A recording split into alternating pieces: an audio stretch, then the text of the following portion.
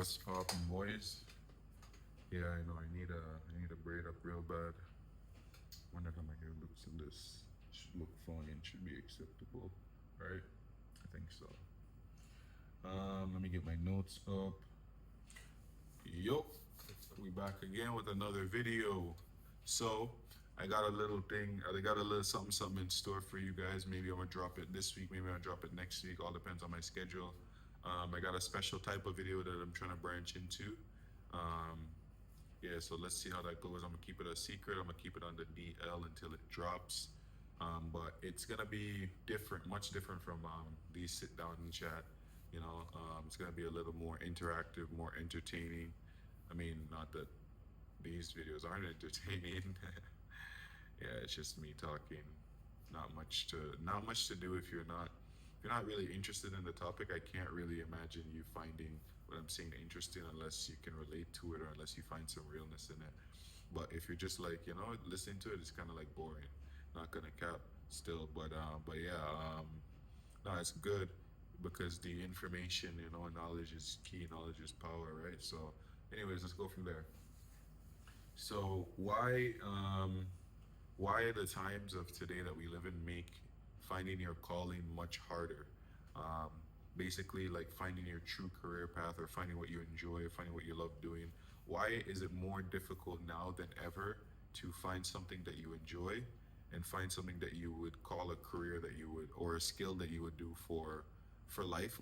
Not even for life. It's not like this isn't like back in the fucking 1900s, the fucking 1800s, where we do one thing and we do it for all of our lives pretty much, and that's what we're known for, right? Times have changed. But something that you would do for like the next 10, 20, 30 years, and then maybe you're like, okay, fuck this, I'll do something else or I'll retire or whatever, right? Why is that so hard to find nowadays in the world that we live in, right? First off is times are much different than they are before, right? Um, like a lot of like everything now is globalized, which means everything is easily accessible, right? You can go to the supermarket and you can get mangoes from Mexico. You can get fucking cereal that has ingredients that come from Asia, Europe, all over the world, right? Yeah, you can get stuff that you couldn't get before, um, all at your local grocery store, right? That's pretty much globalization, the whole world being connected at once, right? With the whole world being connected, it's a plus, but it's also there's ups and downs, right? The fact that everything is connected gives us so much more access to stuff, right? It's not like, for example, like back in the days before the internet, before TV, right? If you weren't able to access so much stuff, that right there's limitations and your worldview becomes limited, so your options become limited, so you have fewer choices, right? And in a sense, that limitation was very beneficial for a lot of us because we could focus solely on just doing these things, right? Versus nowadays when we have thousands of options, it's kind of like option overload, so we can't really choose or decide, right? So those limits that were on us before were actually helping us grow, even albeit maybe we didn't really like the direction that we were growing in, but growth is still growth nonetheless, right? Whether you were forced into being a carpenter or a doctor, like a mechanic or whatever, by your parents or by community or by society, because there were a limited range of options. That was still something that would set you on a path that you would find some people liked what they did for life, other people didn't like it, right? So there was ups and downs, good trade-offs and bads in both sides, right? So yeah, so we are in a different time, a completely different era, and all this limitless options that we have, and all this technology and communications that we have, kind of makes choosing something very, very much so more difficult. But it also opens us up to a myriad of different possibilities that we could choose, right? So choice is as good as it is bad in some ways. Same with limitations. It's as good as it is bad, right? This leads into my next point is that there's so many distractions nowadays. There's so many things that are there to just distract us and keep us busy and keep us like not focused, right? in this world we have like so many things like YouTube, this platform, Facebook. Um, it doesn't even have to be like a social media app. It could be anything from girls to gaming to even hanging out with your friends. Everything is there to distract us and keep us inside of this matrix. Work. It keeps us locked into the reality, into someone else's reality. Let's put it that way, right? We're locked into someone else's reality, or a reality that someone else built for our entertainment, albeit, but still, it doesn't mean that just because something's built for your entertainment means that it's good for you in the long run, right? With so many distractions, it just makes life even more difficult on top of the fact that there's limitless options. So imagine unlimited options and unlimited distraction. Those two come together to make a bad recipe when it comes to deciding what you want to do for the rest of your life or careers, when there's so many of that just there waiting to, like take you off course, right? Um, Next point is the average human lifespan has increased, right? Before our life expectancy, don't quote me on this because I didn't do any research on this, but our life expectancy was around like 70 to 80 years old.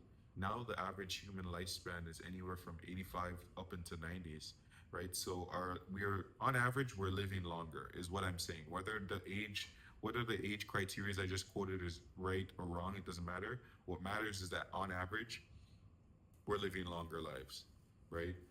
And it's only gonna probably go up in the foreseeable future in the next 10, 20, 30 years. We're gonna be living longer lives, and it's gonna be common to have people who live to 100 years old, right? That may be common. It may be very well a possibility, right? If you look at it in a lot of countries, first world countries, a lot of old people are coming out of retirement to continue working. Um, that is also probably because the pension system that used to exist, like back in the days, doesn't really exist anymore. And like a lot of, we already know as millennials, Gen Z, Gen Y, like we shouldn't expect to have a pension fund when we grow up, right? Which is why the government incentivizes saving in your RSP or if you're in America, your 401k, your Roth IRA.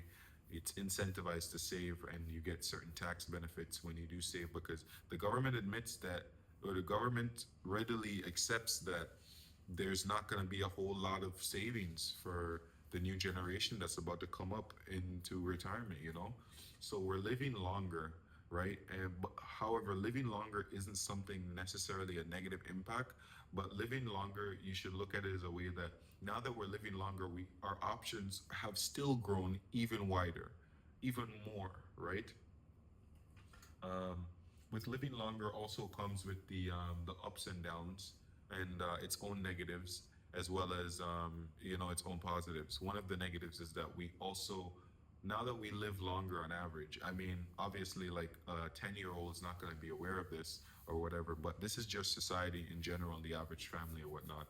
We live longer in general, so now I suspect that we waste our earlier years right now more than ever, whereas like for example 50 years ago, like there were kids that were like 10, 15 years old that were already working with their parents towards building their career, or working with their dads, or working with their moms or whatever. Even though 50 years ago maybe women weren't in the workforce as much, but you get the idea, right? There were a lot of kids who were already set on a certain path back then that just isn't happening nowadays. In part due to globalization, due to the access of a lot of things, due to us living longer. So it makes it a whole lot harder for us to not waste our younger years. Even if you're considered a genius at the piano or at mathematics or science, technology, engineering, whatever, it becomes increasingly difficult not to waste away your childhood years because kids just want to be kids and you can't really blame them for that, right? Um, Next up is the family structure, right? Most families nowadays are single parent families, just either all moms or all dads, right? So growing up like that really does impact the way how kids grow up, how we grow up, right? And all of that kind of culminates into, like letting loose or a lack thereof control over how we direct or how our lives are directed or guided by our parents or by ourselves, right?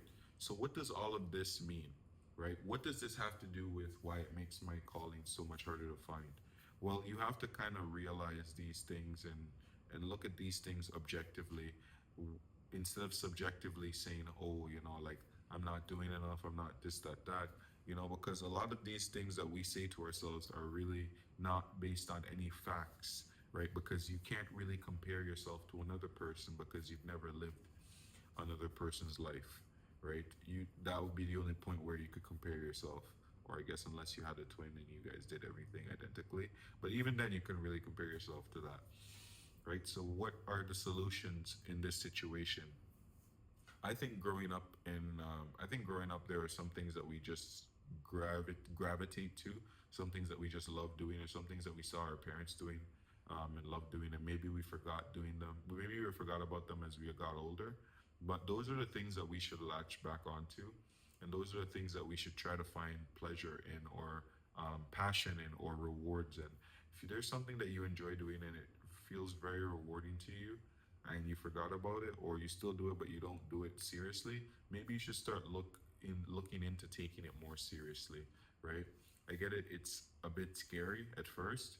Maybe you care too much about what other people think, maybe not, but ultimately you gotta you got to decide for yourself whether you want to unlock options for yourself in the future, or whether you want to lock yourself into a situation that you really don't enjoy and you'd rather not be in, right? It doesn't take much effort to pursue your passion or pursue something you're interested in, primarily because you've already been doing that, right? You already do something that you love. If basketball is something that you're interested in, you already play basketball, on the court or on the side, right? I'm not asking you to drop your career and go, full on for the NBA. But what I am saying is try to find a way to leverage what you have, right? And try to connect your leverage to some form of platform, some form of something, until eventually, something happens. Because if you keep on doing something, something's gonna happen, right? Maybe you didn't start out at a young age saying that you wanted to make it into the NBA. I mean, it's not too late, obviously. It's never too late unless you're like 30 years old or some shit. But what I am saying is that you can still leverage something that you enjoy, and you can leverage it onto a platform, or you can use the platform to as leverage. Better, that's probably a better way of saying it, right? For your growth and for your passion. And that could potentially turn into something that, who knows, it could start paying your bills, it could start paying your grocery bills, then pay something else, and eventually it could become something that you really, really enjoy doing, right? Needless to say, the one thing that is killing us and that is striking us is our lack of confidence to do it, right? We always say that you need motivation to keep going, or you need inspiration to create like something new, or to change your ideas or your mindset or whatever. But really, it's a lack of confidence that stops a lot of us from pushing forward, right? So develop that confidence, right? Keep on doing what you enjoy doing, and try to find a way to look for leverage, to leverage yourself out of a bad situation, a sticky situation, or to just put yourself in a better situation that you would be thanking yourself 1 year down the line, 2 years down the line, or even 5 years down the line, right? All it takes is one single startup, right? Yeah, anyways, if you guys enjoyed this video, don't forget to like, comment, subscribe. I drop videos like this every day. And if there's anything you want me to talk about specifically, just let me know.